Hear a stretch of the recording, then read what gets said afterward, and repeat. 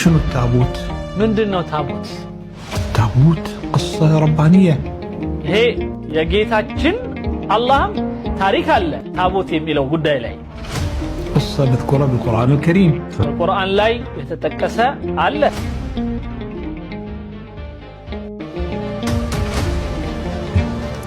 القصة لا يمكن أن نقول إن ما في شيء اسمه التابوت. ታቦት የሚባል የለም የሚል አማኝ ሰው ሊኖር አይችልም ከእስልምናውም ከክርስቲያኑ። احنا نسميه تابوت العهد.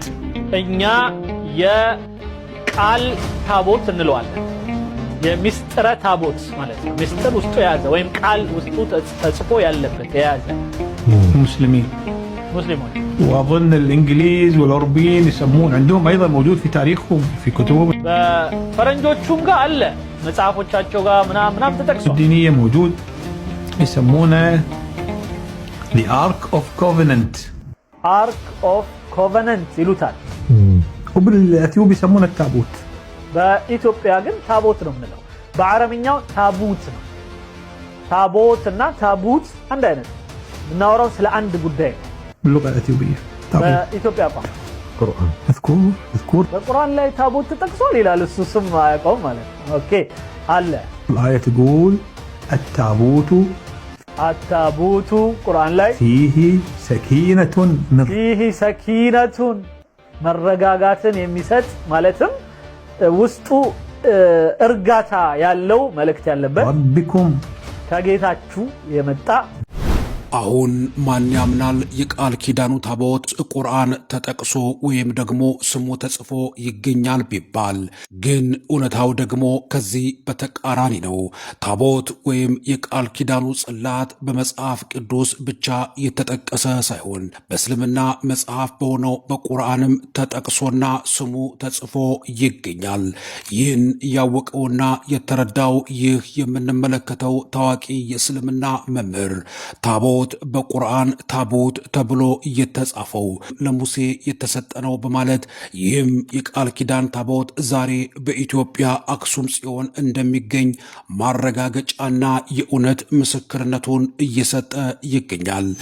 ይህ የእስልምና መምህር ሃይማኖታዊ ትንታኔና ማብራሪያን በመስጠት ታቦት ወይም ታቦት ተብሎ በቁርአን የተጠቀሰው ኢትዮጵያውያኖች የያዙት ከኢየሩሳሌም ወደ ኢትዮጵያ አክሱም እንደመጣ እውነት ነው በማለት ቁርአንን እየጠቀሰ ምስክርነትን በመስጠት ላይ ይገኛል። ይህን አስገራሚ ምስክርነትን በተመለከተ ደግሞ ኢትዮጵያዊው ኡስታዝ ጀማል በሽር የሚዲያ ሽፋን በመስጠት ኢትዮጵያውያን ኦርቶዶክስ ክርስቲያኖች የያዙት የሙሴ ጽላት በኢትዮጵያውያን ክርስቲያኖች እጅ እንደሆነ የተሰጠውን ትንታኔ እንደሚከተለው አቅርቦታል።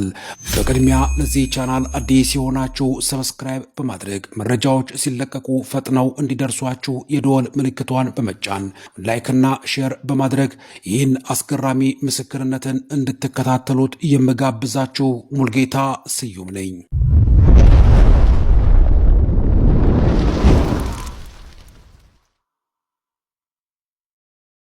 شنو التابوت؟ من دنو تابوت؟ تابوت قصة ربانية. هي يا جيتاችን اللهم تاريخ አለ ታቦት የሚለው ጉዳይ ላይ قصة مذكورة بالقرآن الكريم.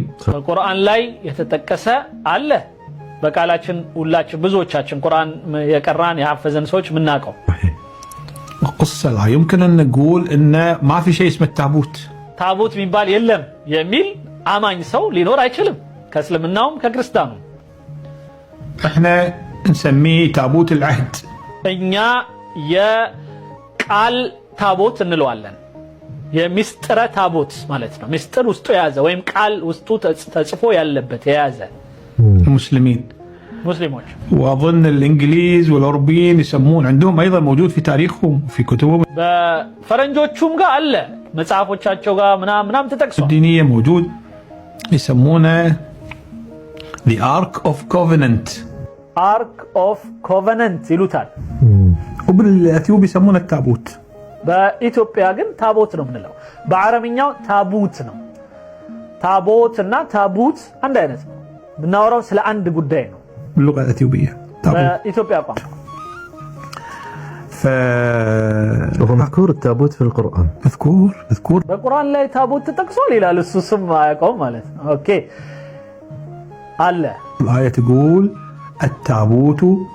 التابوت قرآن لا فيه سكينة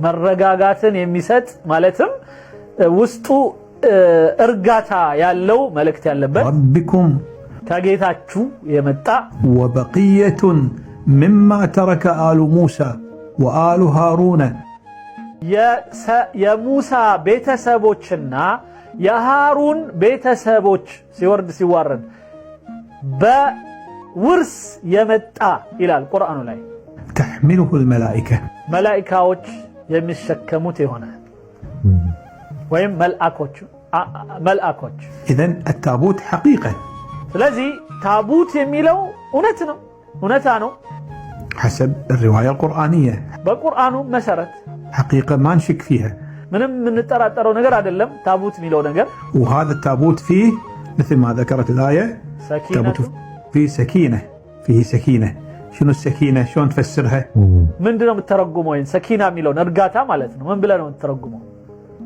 ما أدري አላቅ في سكينة من ربكم وبقية مما ترك آل موسى كموسى ويم كموسى بيت سبوش سيوارد يمتع وآل هارون يا هارون بيت سبب مو اللي ترك موسى هي موسى يتوى على ميلو آل موسى يا موسى بيت سبوش شوف مش شنو اللي يقال أن هذا التابوت يحتوي اليوم على صحف موسى ስለዚህ አሁን የሚባለው የሙሳ መጽሐፍ ወይም የሙሳ መልእክት ውስጥ አለ ነው የሚባለው الصحف التي أنزلها الله عليه ይሄ አላህ የሰጠው ወይም እኛ ጋር ቁርአን እንደምንለው ወንጌል ተውራት እንደምንለው ለሙሳ ደግሞ የተለየ ሱሑፍ ይባላል ለኢብራሂምም ሱሑፍ የሚላል እንደ መጽሔት እንደማለት ነው በሌላው አነጋገርና የተለየች ጽሑፍ አለችው ኦኬ اللي فيها الوصايا العشر እነዚህ በተለይ 10ቱ ትእዛዛት ያለበት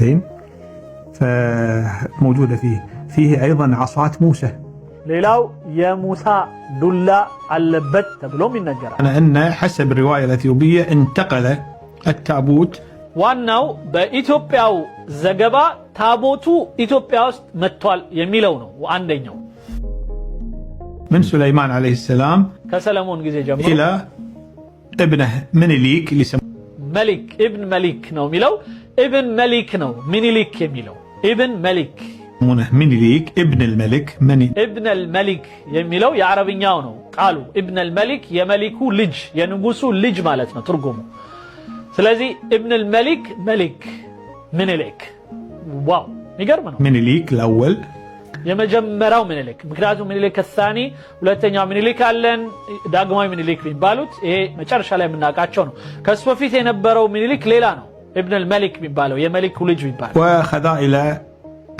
مدينة أكسوم ወደ አክሱም الإمبراطورية التي يعود تاريخها إلى ذلك الوقت በዛ ጊዜ የጀመረ የነበረ ኢምፓየር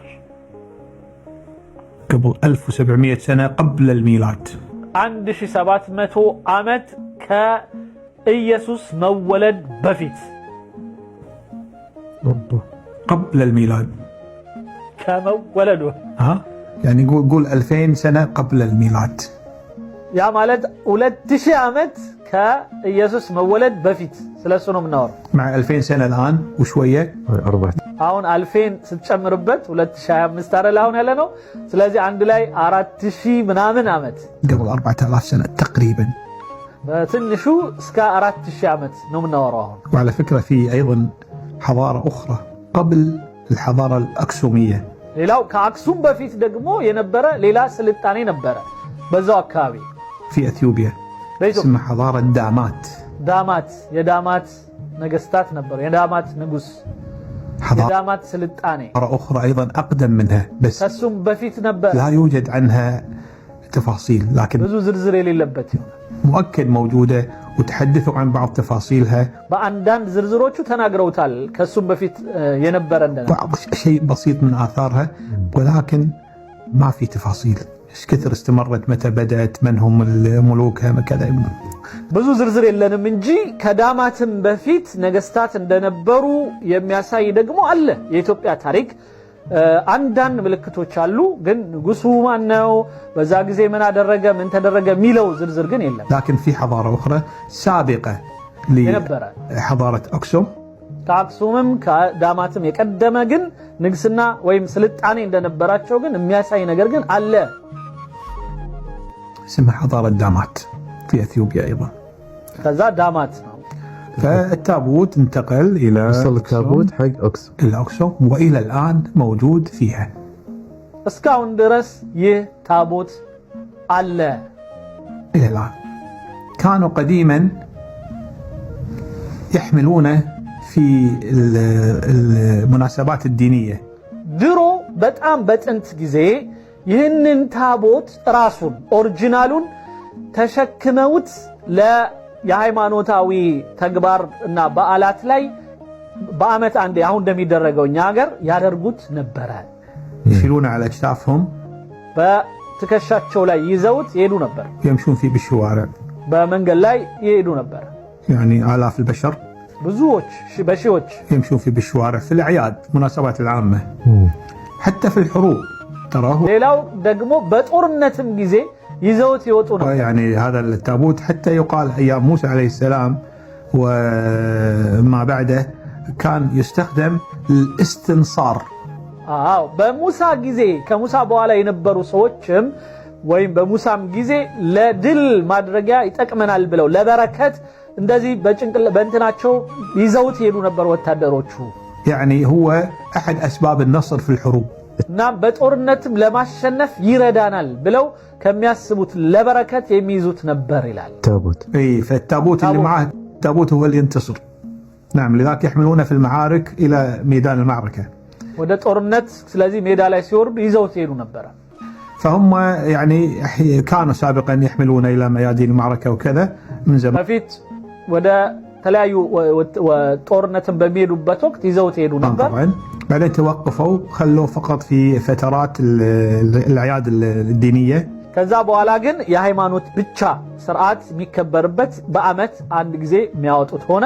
يمشوا في بالشوارع والاف مؤلفه من البشر تمشي ብዙ ሺዎች ሆነው መንገድ ላይ ይዘውት ሄዱ ነበር። አሁን እንደሚደረገው دار مداره. بعدين شافوا فيه خطوره. ከዛ በኋላ ግን አደጋ ስለፈሩለት واكتفوا بعمل نسخ مقلده. ታቦቱን ሌላ መሰል የሆኑ ታቦቶቹን ይመስሉ ነገሮች ብዙ ሰሩለት ወይም እሱን ይመስል من التابوت ከራሱ ከታቦት نسخ የተለያዩ ኮፒዎች እሱ ሚለውን ነው ማስቀመጠው። አይ ቲንክ ያነበበው ከክብረ ነገስት ነው። يمشون فيها بالمدن كلها تقريبا. አሁን በከተማዎች በሙሉ ያው ታቦት ተብሎ የሚሄደው ማለት كل سنه في الاعياد تلقى مواكب ضخمه ብዙ ህዝብ የተከተለው ታቦት የሚለው የሚሄደው اعداد كبيره جدا ويحملون هذه التوابيت من مدينه الى مدينه وفي احياء للذكرى هذه. ይህንን ማስታወሻ ለማምጣት في المدن كلها تقريبا. التابوت الأصلي موجود عبد العزيز إلى اليوم. ይሄ ታዲያ ኦሪጂናሉ ታቦት የሚባለው መጣ የተባለው ከሙሳ ከሱሌማን ምናምን ዘርዘር ተሻግሮ የመጣ የተባለው አለ ወይ ይላቸው። في أكسوم أنا رحت له مرة واحدة. አዎ አክሱም ሄጄ አይቼዋለሁ። بس طبعا ما تقدر تقرب يمه. አትቀርበውም ማለት እዛው ጋር አትቀርብም፣ ግን ከርቀት يعني في 100 متر تقريبا بين 100 ሜትር የሚያክል ራቅ ብለህ ግን ታየዋለህ። بينك وبينه في سور حديدي ممنوع التجاوز. ብረት አጥር አለው፣ መሻገር ክልክል ነው። وهو في مثل القبة እና እንደ ቁባ ነገር አለው ማለት እንደዚህ ክብ የሆነች ግንባታ تحت ነገር التابوت ولا يسمح لأحد أن يقترب منه إلا شخص واحد في أثيوبيا كلها. በኢትዮጵያ በሙሉ ከአንድ ሰው በስተቀር እዛ ታቦቱ አጠገብ መቅረብ አይፈቀድም ለማንም። قسيس تعين አንድ ቄስ ብቻ الكنيسة يبقى هو يخدم هذا التابوت ይህንን ቦታ ያገለግላል፣ ያጥባል፣ ይጠርጋል አካባቢው ምናምን አንድ ሰው ብቻ إلى أن يموت. እስከሚሞት ድረስ። فإذا مات ሲሞት عين واحد ثاني مكانه لا ሌላ يسمح ሰው በቦታው ይተካል። مثل رئيس ولا ملك ولا مسؤول ንጉስ መሪ ነኝ ባለስልጣን ነኝ كانتيبا ነኝ ምናምን ብሎ መጥቶ ያን ቦታ መንካት አይችልም። ማንም ቦታ አይደርስም። ولا امير ولا غيره انه يفتح هذا الصندوق او يقترب منه غير هذا الرجل. ሌላው ይህንን ሳጥን መክፈት ራሱ የሚችለው አንድ ሰው ብቻ ነው። هو موجود ታቦት የሚለው ያው ልክ እንደ ሳጥን አይነት መልክ ነው። ተከፍቶ ውስጡ መልእክት ተቀምጧል የሙሴ እና ያንን ተብሎ ስለሚታሰብ ነው። ይቅርታ ሳጥን የሚለውን የተጠቀምኩት صندوق ነው ያለው። صندوق ልክ እንትኑ የሚከፈት የሚዘጋ ስለሆነ ማለት كنيسة تابوت لا مو بكنيسة انا ما شفته بكنيسة والله ما اتذكر ግን እንትን ነው ይላቸዋል። ምንድነው ቸርች ነው ቦታው እኔ እንጃ አላስታውስም ምን እንደሆነ ብቻ ግን ቦታውን አይቼዋለሁ። كانت كنيسة ولا لا بس انا اتذكر انه كان مثل قبة فوقه وهو ብቻ ከላይ እንደ ቁባኛ እንደምንለው ክርስቲያኑም ጋር ሙስሊም ጋር የሚገርመው የሚመሳሰል አይነት አሰራር ነው ያለን አይደል? ይሄ እንደዚህ ክብ ሆኖ ከላይ የኛ ጨረቃና ኮከብ ያስቀምጡበታል። ክርስቲያኑ ወገኖቻችን መስቀል ያስቀምጡበታል አይደል? እንደሱ ማለት تحت موجود وعلى بعد حوالي 100 متر في سور حديدي ከዛ 100 ሜትር ራቅ ብሎ الناس ورا السور واقفه وتطالع من بعيد وتصور ከርቀት ሆነ ማንሳት ይችላል። تعلق عليه. يسمح حسب التقاليد الدينية በሃይማኖታዊው አባባል የሚፈቀደው المسيحية ለክርስቲያኖች ان هذا القسيس يفتح الصندوق او التابوت كل سنة مرة واحدة በአመት አንድ ጊዜ ብቻ መክፈት ይፈቀድለታል። ከፍቶ ማየት ውስጡ ምን እንዳለ ወይም ሰላም እንደሆነ ማለት ነው። فقط للتأكد من محتوياته ምንም እንዳልተነካ ወይም ደግሞ ያለውን ነገር ለማረጋጋት ብቻ በአመት አንዴ ይከፍተዋል። يقال የሚባል ነገር አለ በአባባል ደረጃ أن عند فتح الصندوق يتأثر بالإشعاع ልክ እንደ ዌቭ ነገር ያንን ሳጥን የሚከፍት ሰው ጥቃት ይደርስበት ማለት ስሜት አለው። የሆነ ዌቭ ነገር في إشعاع يصدر منه ምክንያቱም ብርሃን ነገር ወይም የሆነ ብቻ የሆነ ብርሃን ነገር የሚወጣው ነገር ተብሎ ያምናሉ። ويضعف صحيا እናም ጤናው ላይ በጣም ድካም ያመጣበታል። هذا اللي أنا قرأته ይሄ ያነበብኩት ነው። لكن يتحمل هو كل هذا ይሄን ሁሉ ተሸክሞ ከፍቶ አረጋግጦ لأن هذا شرف بالنسبة له ለሱ ክብር ነው ይሄን ማድረጉ። وعند وفاته بعد سنين طبعا خدم وصار عمره كبير وكذا وتوفى يعين من واحد ثاني مكانه وهكذا. ከዛ ሲሞት ነው ሌላ ሰው የሚተካው። يسمح له بالتأكد من محتويات الصندوق مرة واحدة في السنة. አንድ ጊዜ ብቻ በአመት يرد يسكره ويكتب تقرير أو شيء من هذا القبيل. نعم. فهذه قصة تابوت وهي قصة مذهلة الحقيقة. እኔ በጣም ከባድ የሆነብኝ የሚገርመኝ የሆነ ታሪክ ነው ያየሁት በዚህ በታቦት ጉዳይ። ويعني أنا لما قرأتها كنت أقرأها وشعر جنبي واقف سبحان الله هذا التابوت ممكن يكون ممكن الله ሊሆን ይችላል ያልኩ በጣም እየገረመኝ ነው ያነበብኩት። الله أعلم ما أقدر أقول أنا صح ولا غلط. هو ልክ ነው አይደለም ማለት አልፈልግም።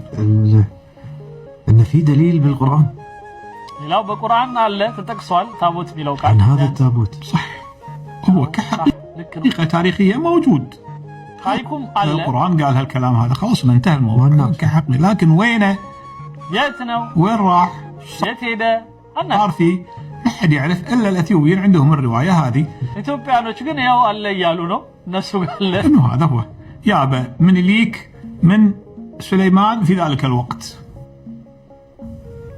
وحطه في أقسم فصار الحين مزار سياحي ما አሁን ያው የጉብኝት ቦታ ሆኗል። በዚህ አይነት መልኩ ነው على أي الحين بس تزور وتصور من بعيد وكذا وإذا في فيديو تصور فيديو ከርቀት ብቻ ሆነ ከላይ ፎቶ ማንሳት ትችላለህ፣ መብትህ ነው። ቪዲዮ መቅረጽ ትችላለህ። ብቻ تعلق أو شيء كذي لكن لا يسمح لأحد مطلقا بالاقتراب من الصندوق هذا أو التابوت إلا القسيس المعين. هذا واحد ግን መቅረብና መክፈት የመሳሰል የሚፈቀድለት ለአንድ ሰው واحد من الأماكن السياحية التاريخية المهمة أبو عبد العزيز في أثيوبيا. نعم. في بعد أماكن سياحية ثانية تاريخية لها تأثير بالتاريخ. ስለዚህ ይሄ ማለት ይላል ሰው የእውነቱን ነው ብዙ ነገር አለ ከታሪክ ጋር ግንኙነት ያለውን ለማገናኘት ንጹህ ሆኖ ማንበብ ማየት ምናምን በጣም ወሳኝ ነው ማለት ነው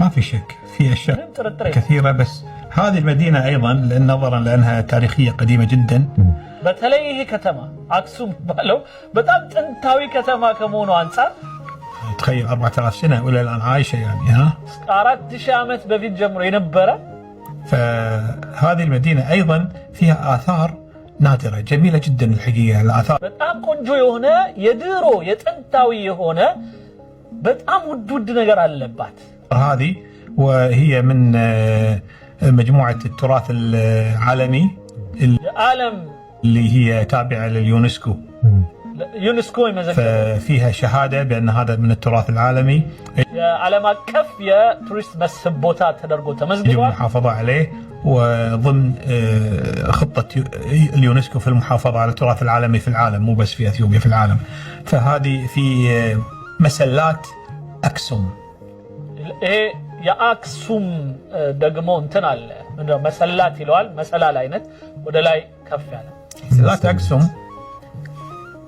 يعني ايضا معجزه من المعجزات تقدر تقول የሚገርም የሆነ እሱም አንድ ራሱን የቻለ ሚራክል ነገር ነው شلون قدروا يبنونها في ذلك الوقت قبل በዛ ወቅት እንዴት ሰሩት 4000 سنه تقريبا كاراتش عامت اولموست بهذا وما زالت ممتده في نفس المكان ولا طاح كاون درس الله حتى ولا صار فيها شيء مثل سايودك مثال الاهرامات مثلا لك عند بيراميد تقريبا بهذا الشكل بس هذه المسلات الغريب فيها اول شيء ان في واحده من هالمسلات هذه تعتبر اطول مسله في العالم عندኛው በዓለም ትልቁ የሚባል እንትን ነው ረጅም ወደ ላይ የወጣ እንትን ነው بالاضافه الى መሰላት ይለዋል እሱ እንደ መሰላል አይነት ነው ብሎ እንትን ያለው ግን ክርክር ነገር ስላለው ነው እንጂ ያው اقدم مسله اطول مسله طولها كم طولها 24 متر اعتقد او 25 متر اذا بوقت 24 ምናምን ወይም 25 ሜትር አካባቢ ماني غلطان زين قطعه واحده አንድ ብቻ ድንጋይ ነው من الحجر ከድንጋይ هذا الارتفاع الهائل ይሄን የሚያክል ርዝመት ያለው طبعا ما ادري كم عرضها وكذا بس يمكن الكبر كذي عرضها واكثر ይሄን የሚያክል ማለት የሆነ 2 ሜትር በሉት ርዝመት ወጎኑ ስፋቱ زين ونفس الشيء من الناحيه الثانيه በዚህ በኩል እንደዛው 2 ሜትር እንግዲህ በጣም ትንሽ ነው وممتده 24 متر وزنها 160 طن 160 ቶን ይመዝናል 160 ቶን 160 طن 1600 ኪሎ ግራም ማለት ነው قطعه واحده ወይም ኩንታል ሶሪ 1600 ኩንታል ማለት شلون انقشوها في عليها نقوش كثيره ላዩ ላይ ብዙ የሆኑ ጽሁፎች ምናምን ስላስሎች አሉ አንድ ድንጋይ ከአንድ ድንጋይ የተሰራ وشلون مدوها بهالشكل هذا እንዴት ወደ ላይ እንደዚህ አቆሙት እንዴት ሰሩት ادري እኔ ግን ሌላው ቀርቶ ስለ አክሱም ስለ ድንጋዩ እንደዚህ አስበና ቃል እንደዚህ በደንብ እሱ እንዳለው አውርተን አሁን ጭንቅላታችሁ ላይ እንደፈጠረው አይነት ስዕል ተፈጥሮባችሁ ያውቃል ይሄ ነው በእጅ ያለ ወርቅ ምንለው يبقى لغز امام العلماء انه ይሄ በቃ እንዴት ይሰሩት ምናምን የሚለው ለምሁራን እንስጠው በቃ ጣሊያኖቹ ወስደው ሊመራመሩበት ነበር መሰለኝ ቆርሰውን ያመጡልናል ሰበሩብን እስካሁን ግን ተጋድሟል አልተነሳም እስካሁን ያቺ የተወሰደችው ልክ ነኝ መቼ ነው እንግዲህ አሁን ያለው ማህበረሰብ እንኳን አዲስ የአክሱም ሐውልትን አይነት ሊሰራ ይቀርና ጣሊያኖች ወስደው ቆርሰው ይላኩለትን መሬት ላይ አጋድሞታል እስካሁን ማቆም አልቻለም እስካሁን ልክ ነኝ አንዳንድ ጻፉልኝ የመንግስት ሰውም ካለ እዚህ ጋር ተሳስተሃል ይበለኝ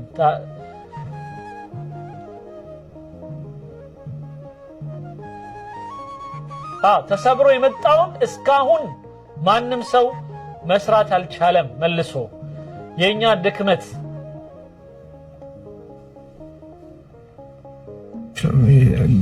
عندهم امكانيات شنو الامكانيات اللي عندهم وشلون قدروا يسوون كل هذا ይሄ ሁሉ እንዴት ተሰራ በምን አቅማቸው ሰሩት ይሄንን እንዴ በቃ ሚለው ራሱ ምርምር ያስፈልጋል ጥናት ያስፈልጋል واستمرت الإيطاليين اللي هم القوة الوحيدة تقريبا اللي احتلت أثيوبيا ኢትዮጵያን ለመጀመሪያ ጊዜ ሄደው በወረሩ ጊዜ في التاريخ بتاريخ يعني التاريخ على الأقل الحاضر 400 500 سنة أو شيء كذي الإيطاليين احتلوا أثيوبيا في عام 1936 ليل ب 36 ب 1941 5 سنين አምስት ዓመት በዛ አካባቢ በነበሩበት ጊዜ احتلوا أثيوبيا احتلال كامل كل أثيوبيا تقريبا وظلوا فيها وكذا وبعدين معارك ما معارك وطلعوا ከኢትዮጵያ ጋር ሙሉ በሙሉ ኢትዮጵያን ይዛለሁ ብለው በነበረው ትግልና እንትን ምንድነው ስሙ ጭፍጭፍ ወይም ደግሞ ጦርነት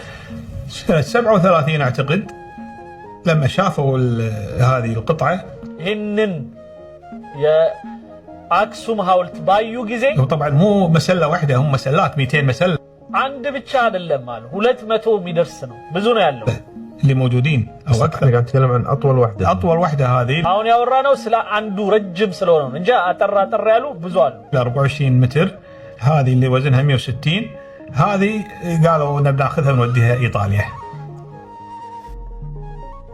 ጣሊያን እንወስደዋለን አሉና ايطاليين فشلون يودونها قصوها الى 3 قطع አንዱን ለሶስት ቆረጡትና قصوها قص وما ادري شلون حملوها بالبحر طبعا እንዴት እንደወሰዱት አናውቅም በባህሩን በጅኒ ወሰዱት ذاك الوقت ما ادري والله بالبحر ولا بالجو ماني متاكد يعني በምን እንደወሰዱት አናውቅም ነው የሚለው አላውቅም በአየር ይወሰዱት በባህር ودوها الى ايطاليا ወደ ጣሊያን ወስደው وانصبوها جمعوها جنب المسرح الروماني الشهير في روما በሮማ አንድ የሆነ ትልቅ የቲያትር ቦታ አካባቢ ሄደው ተከሉት حطوها هناك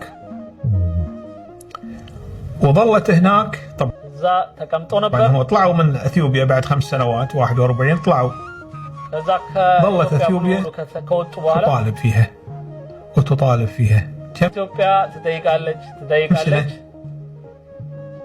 الى عام 2002 من أي سنة من 41 إلى 2002 وهي تطالب في هذه المسألة وآخر شيء تم الاتفاق وافقت إيطاليا أن ترجعها فرد تسماماج طاليان ملسجو دو مرة ثانية قصوها و እንደገናም ተቆራርሶ ردوها بالطيارة በአውሮፕላን አመጡ بس الظاهر مو كلها دفعة واحدة ضلوا على فترات يعني እንግዲህ ባንዴ ማምጣት አልቻሉም ያው በተለያየ ጊዜ ነው የተቆራረሰ ይዘው ልመጡ ማለት ነው አንድ የነበረውን ቆራርሰው لما كملوا 3 قطع ووصلت الى اقسم ردوها مكانها اليوم تروح اقسم انا لما رحت لها وشفت موجوده قصتها موجوده جنبها እዛው ተቆራርሶ ቁጭ ብሎ አይቼዋለሁ አሉ እሳቸው هذا واحد من الاماكن ይሄ አንዱ ካየሁት አስገራሚ هناك جانا واحد وقال لنا في معلم انتم ما شفتوه ترى وايد زين وجديد ما حد يعرف عنه وايد አንድ ሌላ አለ شنو هو قال امشوا وياي ونروح وياه لما وصلنا الى مثل ما تقول باب صغير كذي وداري تنزل فيه مكان يعني ما بالعين شيء ላሊበላ وتنزل فيه 4-5 دريات وبعدين يكون تحت مثل غرفة صغيرة كذي 3 وفيها صخرة ከዛ አንድ ቦታ ደግሞ ወደ 5 ደረጃ የሚመስል ወደ ታች አወረደን 5 ፎቅ ደረጃ በጣም ወደ ታች ካወረደን በኋላ አንድ ከሌላ طبعا مو طبيعية قاصينها ضابطينها وعليها كلام صوف ያለበት ነገር وش عليها كلام يقول الكلام اللي موجود فيها 3 لغات ሶስት ቋንቋ የተጻፈ ነገር አሳየን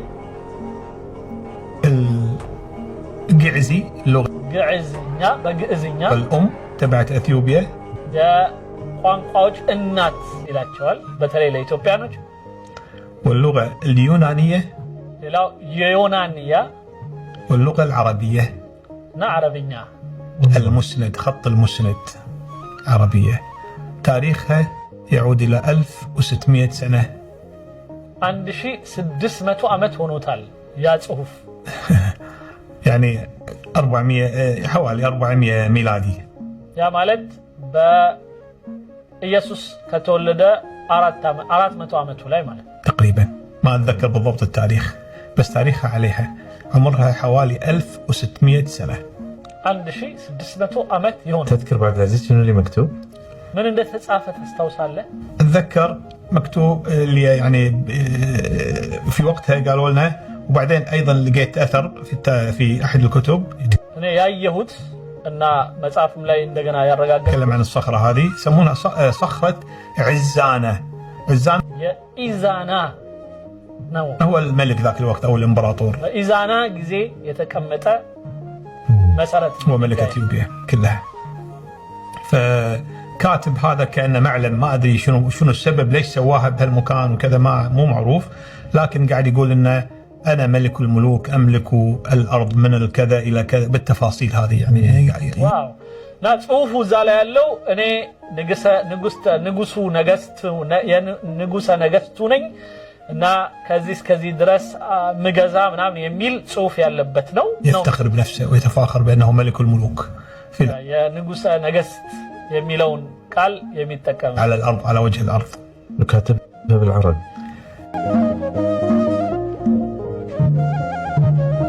ውድ የንጋት ኮከብ ሚዲያ ቤተሰቦች እንግዲህ ህዳር 21 ቀን የሚከብረውን ጽዮን ማርያም ወይም ታቦተ ጽዮንን አስመልክቶ በእስልምና እምነት ውስጥ ያሉ ይህ መምህር የሰጡት ድንቅ ምስክርነትና ማብራሪያን ሰምታችኋል።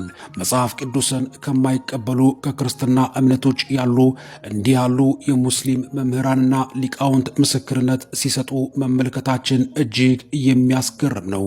ቢሆንም የማይታወቅና የማይገለጥ ሚስጥር የለም ብሎ ጌታ እንደተናገረው የቃል ኪዳኑ ታቦት መገኛ ኢትዮጵያ መሆኗን በመጽሐፍ ቅዱስም ስለ ቃል ኪዳኑ ታቦት የተነገረው እውነተኛና ትክክለኛ ምስክርነትን በተመለከተ ኢትዮጵያውያን የያዝነውን ሀብትና እምነት አጥብቀንና አጽንተን ልንይዝ እንደሚገባ ትምህርት እንዳገኛችሁበት አልጠራጠርም።